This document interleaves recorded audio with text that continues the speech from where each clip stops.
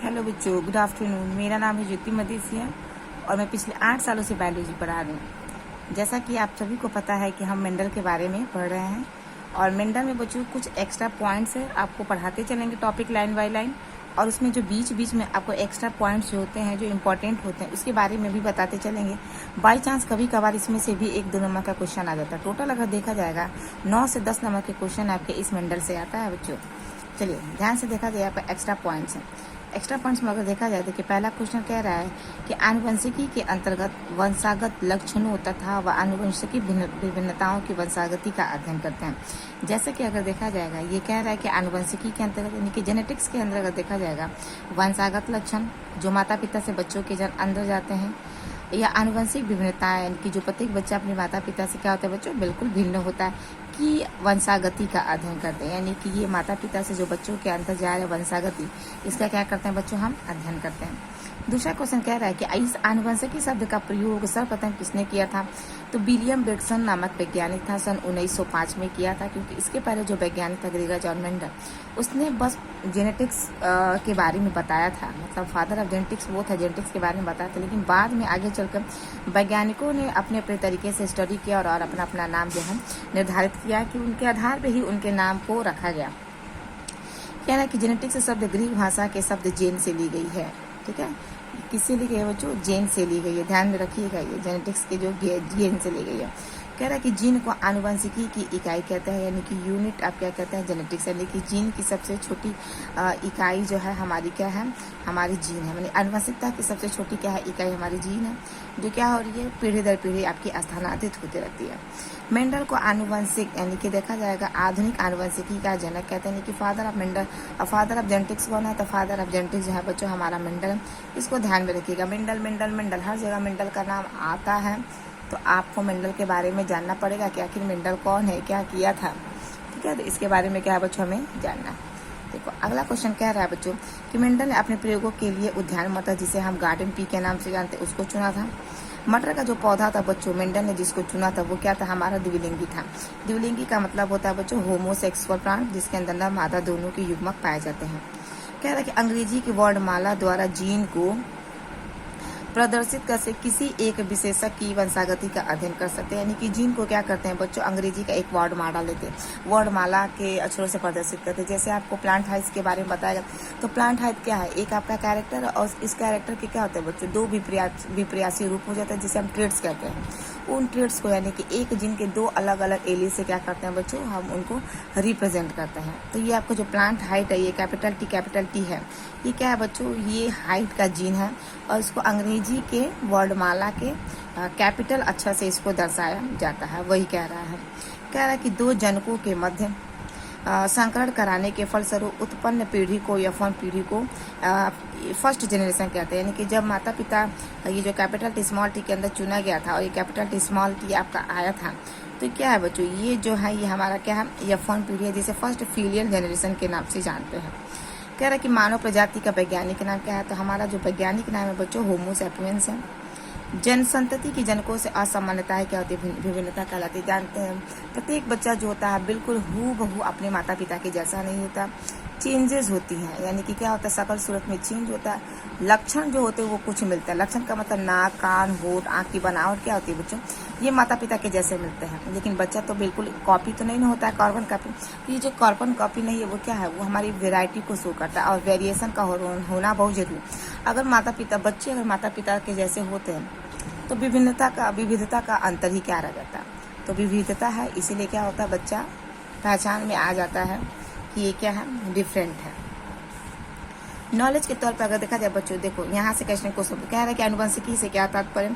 आनुवंशिकी से यही तात्पर्य है कि ये लक्षणों की सम्मिलित वंशागति को क्या करता है, लेकर जाता है। वंशागत लक्षण किसे कहते हैं? वंशागत का मतलब क्या है, जो माता पिता से बच्चों के अंदर पूरा ट्रांसफर हो जाए, जिसे कहते हैं ना पैतृक संपत्ति। पैतृक संपत्ति का क्या होता है, पैतृक संपत्ति में देखते हैं ना कि जो हमारी पीढ़ी पुराने जमाने का मतलब नहीं, यानी कि जो हमारे दादा हैं उनकी संपत्ति उनके पिता से गई है, पिता की संपत्ति उनके बच्चों से जाएगी, फिर बच्चों की संपत्ति उनके बच्चों से जाएगी। तो ये सब तो परमानेंट है नहीं, लेकिन क्या है, तो ये सब क्या है, संपत्ति का मतलब जो अचल का मतलब क्या होता है, अचल का मतलब ये है कि जो चल नहीं सकता, चल का मतलब क्या है, जो आपका चल सकता है। तो ये हमारी जीन्स क्या है, माता पिता से जो आ रही बच्चों के अंदर, वो एक संपत्ति के रूप में ही है, जो क्या हो रही है, ट्रांसफर हो रही है, पीढ़ी दर पीढ़ी, पीढ़ी दर पीढ़ी आपकी क्या हो रही है, ट्रांसफर हो रही है।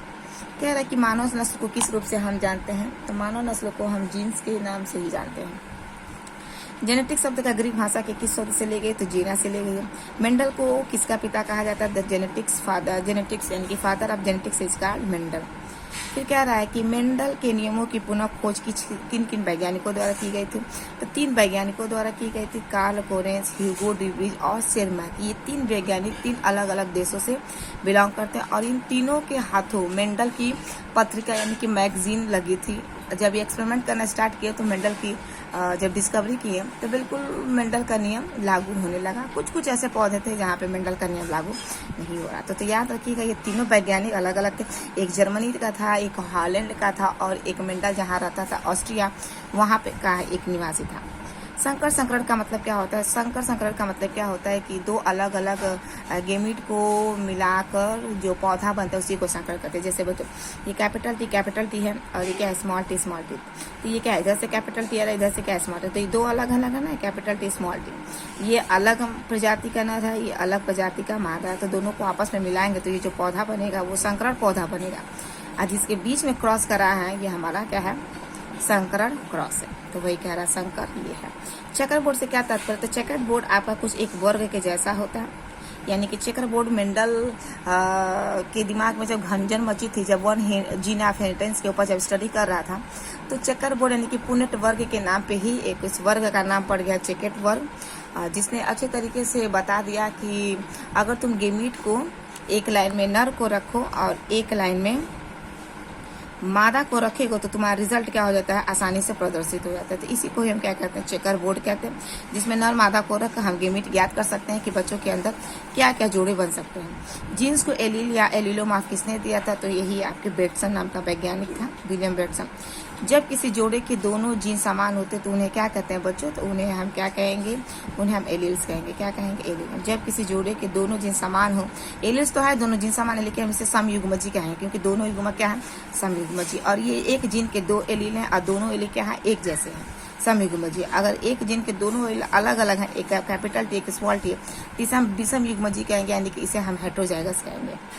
जीनोम किसे कहते हैं, तो जीनों के समूह को, जैसे मान लो ये जीन है, ये दूसरा जीन है, ये तीसरा जीन, तो जीन्स का क्या हो रहा है, एक समूह बना, तो जीनों के ही समूह को हम जीनोम कहते हैं। आनुवंशिकी की मूल इकाई किसे कहता है, तो आनुवंशिकी की मूल इकाई क्या है, हमारी जीन ही है बच्चों, जो माता पिता से बच्चों के अंदर जाती है। तो ये रहा इसमें कुछ एक्स्ट्रा पॉइंट्स। आई होप आपको वीडियो अच्छी लगी है, तो बच्चों प्लीज़ लाइक शेयर सब्सक्राइब करिए, ज़्यादा से ज़्यादा वीडियो को फॉलो करिए। और ये मेंडल का जो चैप्टर है बच्चों, चैप्टर वाइज यानी कि लाइन बाय लाइन, ये जो मेंडल वाला है लाइन बाय लाइन आपको पढ़ा रहे हैं। प्लेलिस्ट में आपको सारी वीडियो मिल जाएंगी। अगर आप लाइन बाय लाइन चीज़ों को प्लेलिस्ट से एक एक वीडियो को लाइन से अगर देखेंगे तो आपका कॉन्सेप्ट क्लियर हो जाएगा। मेंटल में कहीं भी आपको कोई दिक्कत नहीं आएगी। बस आप लाइन से अगर वीडियो को देखेंगे तभी समझ में आएगी। अगर लाइन से नहीं वीडियो देखेंगे तो आपको समझ में नहीं आएगी, क्योंकि ये चैप्टर ही ऐसा है कि बार बार हमको घूम के उसी जगह पे आना है, बार बार उसी जगह पे आएंगे और बार बार हमें उस चीज़ को पढ़ना, तभी ये क्लियर होगा। ठीक है, क्योंकि ये चैप्टर ही ऐसा है, मेंडल का चैप्टर है। आई होप वीडियो अच्छी लगी हो तो प्लीज़ लाइक शेयर सब्सक्राइब करिए। थैंक यू सो मच बच्चों, बाय।